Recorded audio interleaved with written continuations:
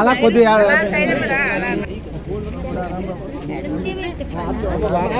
ఇది ప్రత్యర్థుల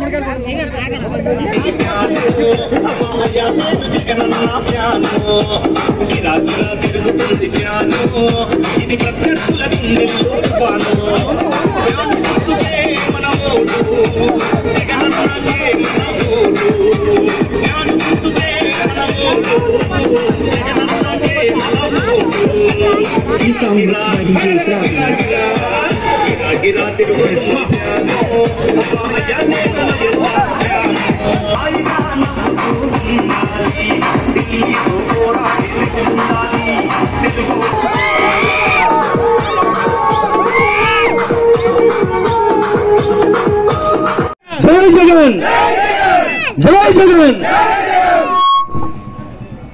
ఎందుకంటే జనరల్ ఎన్నికల ప్రచారం అంటున్నా, ఇందాలు కూడా చెప్పాను నేను. మా స్నేహితుడు మొన్నే అమెరికా నుంచి వచ్చాడు ఒక 4 నెలల క్రితం. వచ్చి 14 సంవత్సరాలు అయిందిరా నేను చూసి, ఏం సంపాదించేవి రాజకీయాల్లో కొంటే 18 సంవత్సరాల నుంచి ఉన్నావు కదా, ఏం సంపాదించేవి రాజకీయాలు అని అడిగాడు. ఏముంటుందిలే, రెగ్యులర్గా నడుస్తుంది అలాగని అనేసి. కానీ ఈరోజు అనిపిస్తుంది నిజంగా. సుమారుగా 6 గంటలు చెప్పుంటాడు మీకు. ఎన్ని గంటలకి అని చెప్పావు? 6 అన్నది ఇప్పుడు 9:30 అయింది. 3:30 గంటలు ఆలస్యం. ఒక పక్క వర్షం, ఒక పక్క భోజనాల టైం, మరొక పక్క సీరియల్ మిస్ అయినా. ఇవన్నీ కూడా వదిలేసి మీకు నాకు ఎటువంటి బంధుత్వం లేదు, ఎటువంటి వ్యాపార లావాదేవీలు లేదు. అయినప్పటికీ కూడా ఇంత ప్రేమగా ఇంత ఆప్యాయత చూపిస్తూ మీరు అందరూ నా కోసం ఎదురు చూస్తున్నారే, ఇంతకన్నా ఏం సంపాదించాలమ్మా? ఇంతకన్నా ఏం సంపాదించాలి? ఇవాళ డబ్బు, కార్లు, బంగ్లాలు వస్తుంటాయి పోతుంటాయి.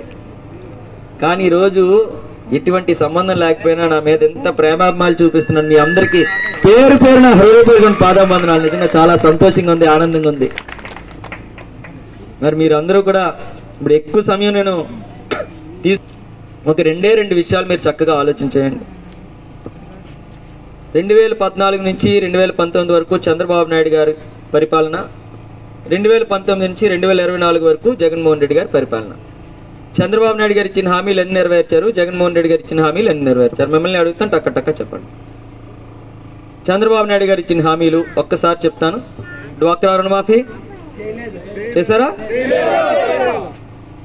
రైతు రుణమాఫీ, ఇంటికొక ఉద్యోగం, 2000 రూపాయల నిరుద్యోగ వృత్తి, సంవత్సరానికి 3 ఉచిత సిలిండర్లు, ఆడబిడ్డ పడితే 30,000, 0 వడ్డీ, రైతు భరోసా, డ్వాక్రా రుణమాఫీ, 0 వడ్డీ, చేయూత తెచ్చేవాడు, విద్యా దీవెన, వసతి దీవెన, నాయని బ్రాహ్మణులకు 10,000, రజకులకు 10,000, ఆటో సోదరు 10,000, టైలరింగ్ చేసుకుంటే 10,000, విద్యా కానుక, గోరుముద్ద, సంపూర్ణ పోషణ, ఇలా చెప్పుకుంటూ పోతే అన్ని పథకాలు ఇచ్చారు. ఇదే తేడా. 2014లో కూడా ఈ 3 పార్టీలు కలిసే ఉన్నాయి. ఆ రోజు కూడా బీజేపీ, జనసేన, టీడీపీ. ఈ రోజు కూడా బీజేపీ, జనసేన, టీడీపీ. ఈసారి ఇన్ని పథకాలమ్మా. మీరే చూడండి, చంద్ర ఏం చేశారంటే మీరే చెప్తున్నారు ఇవన్నీ కూడా వచ్చాయని. ఇదే గమనించండి. డిపో ఎక్కడ? చెన్నముషిలవాడ అలివేలు మంగం తల్లి గుడి దగ్గరికి తెల్లారు 4 గంటలకు వెళ్ళి సంచులు పట్టుకొని లైన్లో నిలబడే వాళ్ళని గుర్తున్నాయి ఆ రోజులు. ఈ రోజు ఎక్కడ వస్తుంది పెన్షన్? అన్నింటి దగ్గరికి వచ్చేస్తుంది. Sorry, ration. పెన్షన్లు తీసుకున్న వాళ్ళు ఎవరున్నారమ్మా? పెన్షన్లు తీసుకున్న వాళ్ళు ఎవరున్నారు ఇక్కడ? చేతులు ఎత్తండి ఒకసారి. ఎవరు రాలేదు ఇక్కడికి? ఉన్నారా? పెన్షన్లు తీసుకోవాలంటే ఇంతకుముందు పంచాయతీ ఆఫీస్ దగ్గరికి వెళ్ళి, సచివాలయాల దగ్గరికి వెళ్ళి నిలబడేవాళ్ళు. ఈ రోజు మన ఇంటి దగ్గరికే తెచ్చిస్తున్నారా? ఇస్తున్నారా? మరి ఈ నెల పోయిన నెల ఎక్కడ తీసుకున్నారు మీరు? పెన్షన్లు ఎక్కడ తీసుకున్నారు ఈ నెల పోయిన నెల? ఒక నెలేమో సచివాలయం, ఒక నెలేమో బ్యాంకు. ఎందుకు అలాగ వెళ్లాల్సి వచ్చిందో ఒకసారి మీకు చెప్తాను. వాళ్ళ ఎలక్షన్ కమిషన్ ఇవ్వడం, ఇప్పుడు ఏదైతే ఉన్నదో ఈ రోజు నుంచి పెన్షన్స్ కానీ, నెక్స్ట్ మంత్ పెన్షన్స్ కానీ వాలంటీర్ వ్యవస్థను ఎక్కడా కూడా ఇన్వాల్వ్ చేయకూడదని చాలా క్లియర్ గైడ్ లైన్స్ ఎలక్షన్. చూడండి ఎంత గొప్పగా చెప్తున్నాడు. నేనే దృష్టికి తీసుకెళ్లి ఎలక్షన్ కమిషన్ కంప్లైంట్ ఇచ్చి పెన్షన్లు వాలంటీర్ల ద్వారా తీసుకెళ్లి ఇవ్వకూడదని నేనే చెప్పానని చెప్తున్నాడు. ఎంత అహంకారం చూడండి. ఇంకా వ్యక్తి ఏమంటాడు ఈ పెన్షన్ల కోసం? అక్కడ ఇబ్బంది పడలేవు. ఈడిచ్చే 3,000 కదా, లేకపోతే చచ్చిపోతారా? ఇడిచ్చే 3,000 లేకపోతే చచ్చిపోతారని అడుగు.